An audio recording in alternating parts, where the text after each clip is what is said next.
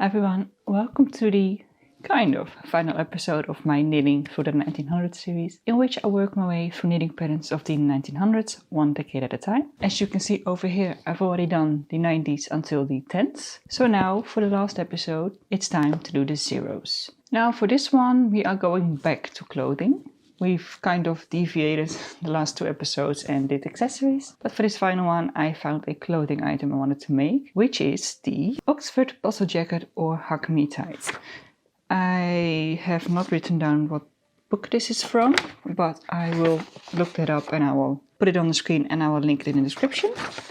And as you can see on this photo, it's, what they call a Oxford bustle jacket or a hug me tight. And I thought it looked really cute and doable and something that I would wear. Mainly, I feel like in the winter time when it's a little bit chilly, over like maybe a black long sleeve turtleneck, just for a little bit more warmth. And I don't know, this one called to me, so we're going to make that one. Now for the yarn, I have this really pretty kind of Starry Night, Midnight, Galaxy kind of yarn. It's by Lang Yarns. It's the Mille Colori, I assume it's Italian. Socks and Lace Luxe Superwash. And it has this beautiful sparkling silver thread throughout. So I feel like it will really look like the night sky when it's done, which I'm very excited for. We are going out with a bang for this series. This is hopefully going to be really beautiful. One kind of issue is sizing, which is to be expected for the 1900s, but there are two sizes and they just say it's the large size or the small size. No measurements, I have no idea how big the small size is or how big the large size is. I'm going to play it safe and I will be making the larger size. I did some maths and with my gauge and with the stitch count, this should fit me, hopefully. But yeah. I'm going to make a larger size. It is pretty simple. It's garter stitch all throughout. What we're just going to be doing is kind of make a T-shaped piece of fabric and just sew the edges to the other edges. And that's kind of it. Is there something else that I wanted to say? Oh yeah, the instructions are about 20 sentences, so that's not a lot, but like I said, it's a simple garment, so it should be fine. And I did read through them and I don't see an issue yet. The only thing that I'm going to have to figure out is for the neck, it just says make a hem. Wide in the middle and sloping off to nothing where the ends meet in front. So I need to figure out how exactly to decrease that so that it works. And I do need to finish with a simple crochet edge around the garment. But we're not there yet. That's the final step almost. Let's just start. I've cast on already. This is kind of like the side of the top of the T, if that makes sense. Then I'm just going to work this for 18 inches. Always slipping the first stitch, by the way. Then I'm going to cast on more stitches and that's going to create the leg of the T. I hope I'm making sense. Then work all that way, cast off, and then just finish the kind of set of stitches I started with. It should be pretty straightforward, which is kind of a relief after last episode, and I'm excited for this. So let's just start knitting.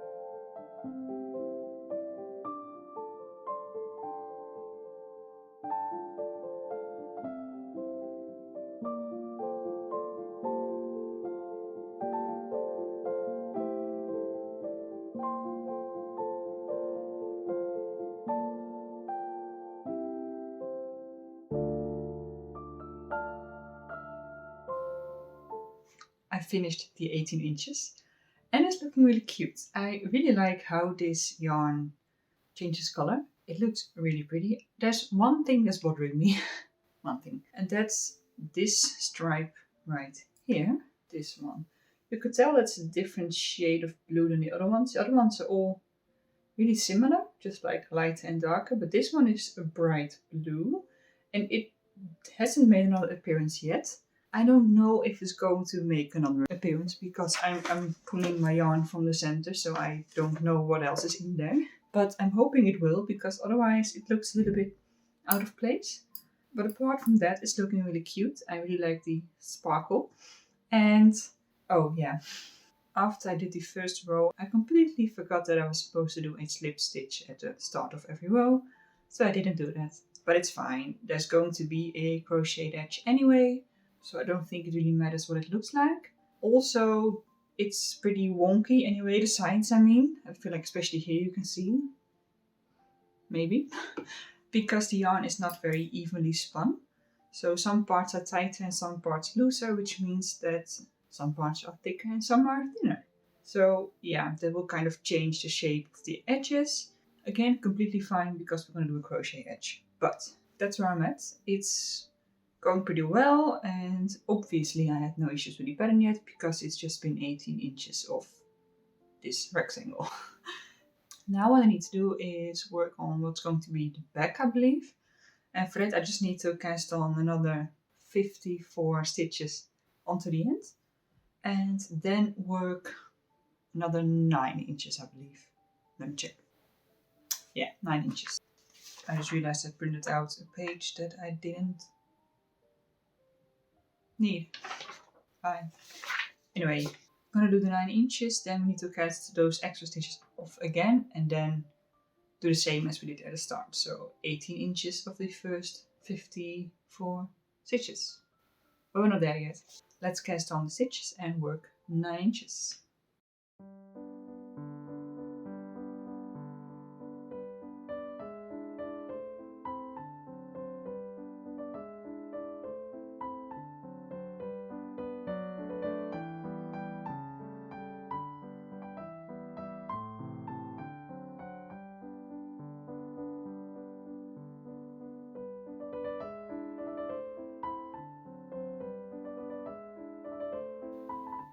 So I finished the 9 inches of the long part and it's looking pretty good.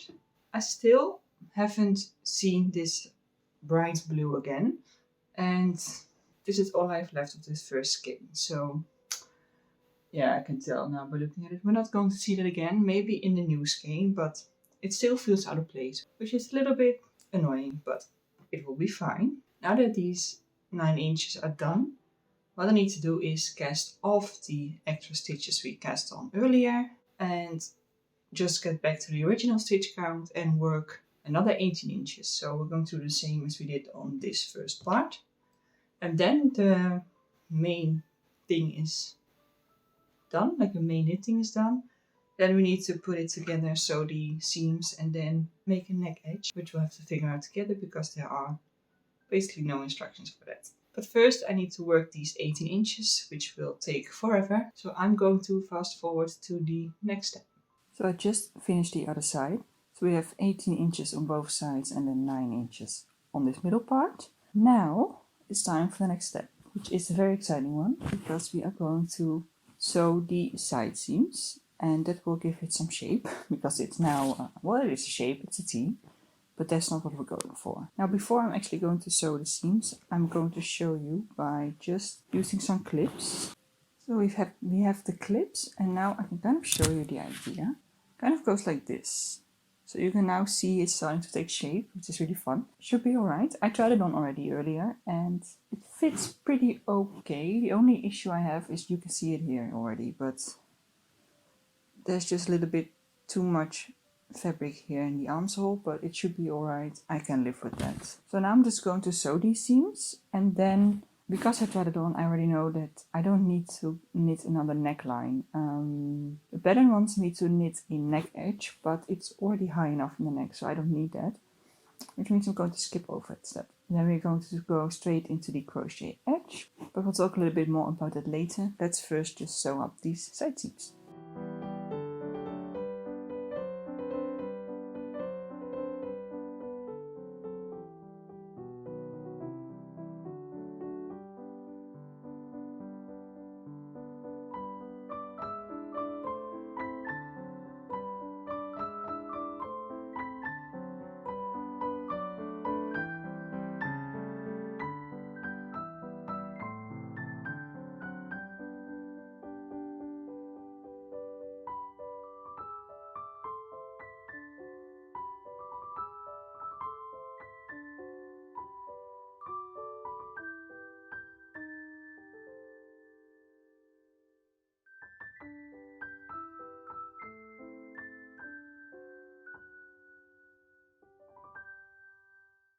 Those seams turned out actually kind of perfect because the color grading works really well. It wasn't planned, that just happened, so that's fantastic. I also tried it on really quick because I needed to figure out the placement of the buttons and buttonholes before I do the next step, at least the buttonholes. So I just used some fabric clips to mark where the buttonholes are going to be. Now I need to do the crochet edge. Now, I don't really crochet, I can do a chain stitch and that's about it. So I went to YouTube and I watched many videos, tried to find what I wanted to do and also to learn how to do that. So I ended up with something. It's very simple, but I made a test swatch. I decided to go with a kind of scalloped edge because that's similar to the reference image. And you can see it. It's not perfect. I feel like anyone who can do crochet can see that. And I've had to figure out how to make buttonholes because I didn't do that while knitting and I need buttonholes now. So what I did is I kind of improvised and I made a buttonhole in one of the scalloped edges, as you can see here. So that should be alright. So yeah, I'm going to do this all along the edge. So yeah, just all along this main edge, and I think I'm also going to do the sleeve edge. That's going to take a while because, like I said, I don't really crochet, but I think it will look really nice. So let's crochet.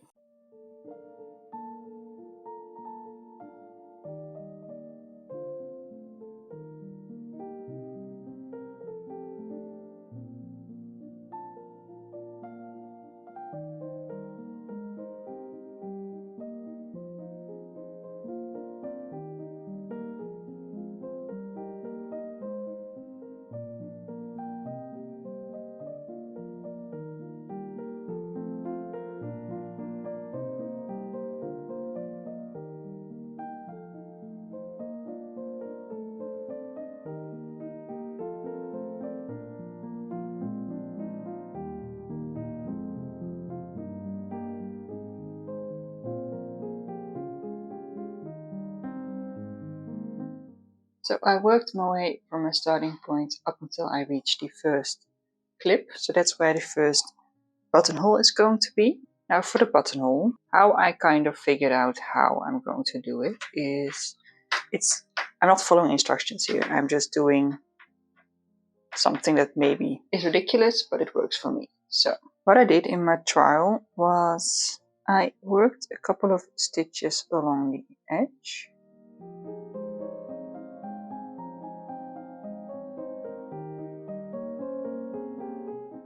Until I reach the point where the next scallop has to be. That is right here.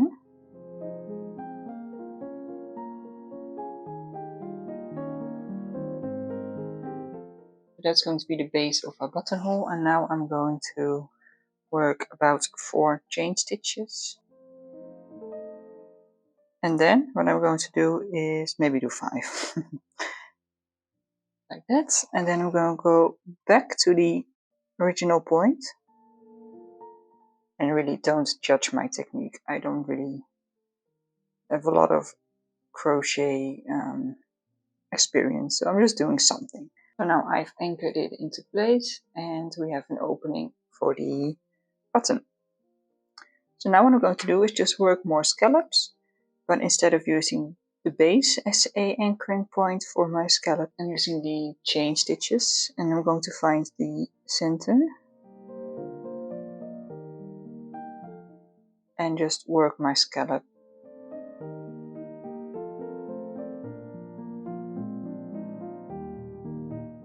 And then I'm going to go back to the point where the end of the buttonhole is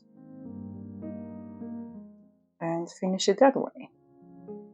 And then we have a buttonhole that's a scallop. It's a little different than the other ones. You can definitely see the difference. And that's how I do the buttonhole. So now I'm going to work my way along here. Normal scallops, buttonhole scallop, normal ones, and buttonhole. And then just normal ones all the way around till I'm back to the starting point. And yeah, that's going to take a while. So let's go.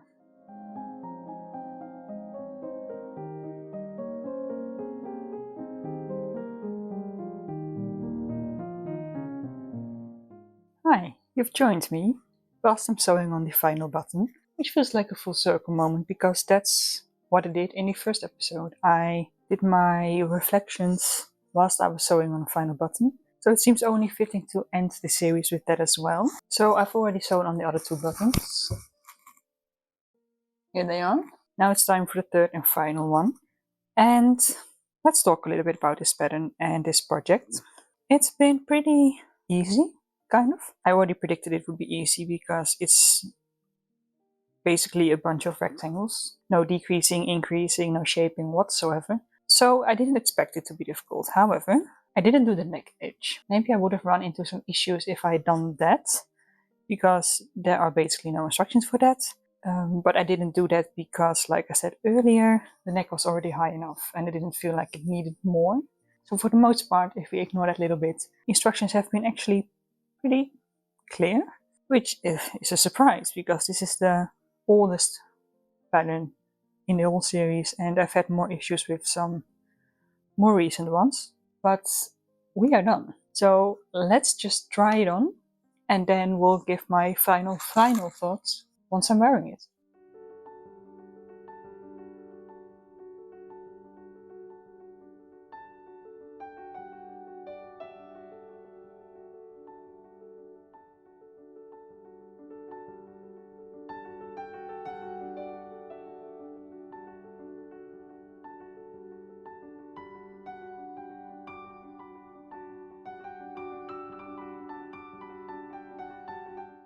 Here it is on. I put it on over summer dress, which is probably not how I will be wearing this.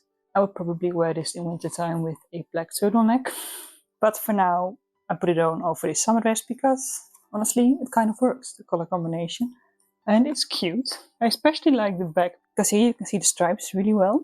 And the one issue that I have is the armholes. As you can tell, it's way too big.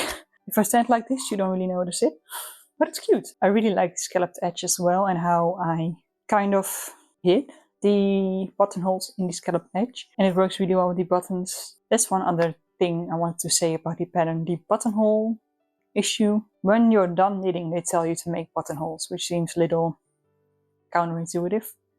I wanted to do that while I was knitting, but because they didn't give you instructions to do that, I ended up doing it in the crochet edge, which works fine, but yeah, instructions were not very clear on that point. It's fine. It's all fine. We ended up with something really cute and adorable. I'm really happy with the yarn choice that I made, and I also feel like this would work really well with my Victorian underwear set. There are blue accents in my Victorian underwear set, so it could be really cute with this. Anyway, let's just wrap this up here. The next time we are doing the actual final episode of this series, which is going to be a wrap-up episode. So we're taking a look back at every single project, every decade. We're going to give every pattern a rating and we're going to do a final ranking. So very exciting. I'm really looking forward to filming that one actually. So keep an eye out for that. For now, thank you for watching. Have a great day and I'll see you in the next one. Bye.